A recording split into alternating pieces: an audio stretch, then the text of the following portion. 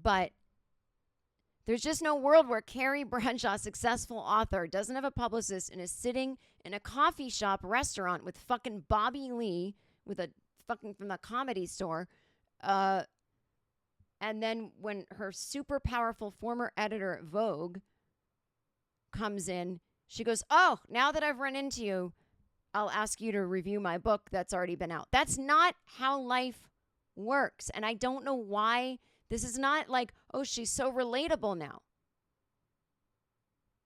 Like, she's bad at her job. This is like Hallmark Christmas movie. And you know how much I love those. I've written one. Territory. Where everybody is bad at their job. And bad at their career. And it's because it's not really about that. They don't have time to get into it. It's just about she's going to get to the country for Christmas and run into her ex-boyfriend. And they're going to kiss at the end and fall in love within 5 days. That's why nobody needs to be good at their job in Hallmark movies, because it's not the point. But Carrie's career was literally the point of the whole fucking series. Anyway. So that just made me cuckoo badooku.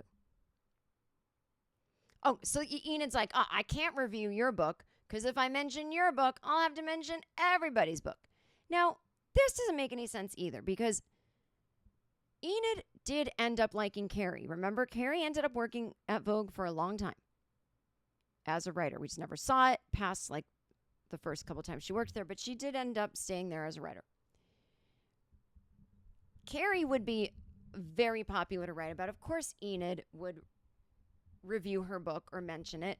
And no, if Enid mentioned Carrie's book, that does not mean then she'd have to mention everybody's. That's not how this works. The New York Times reviews books. They don't review every book.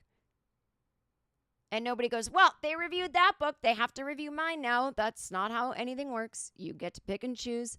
And in a closed New York society, like Vogue editors and writers and women of a certain age and women of a certain whiteness and richness, it would make all the sense in the world that Enid would completely have mentioned her former employee's fucking book.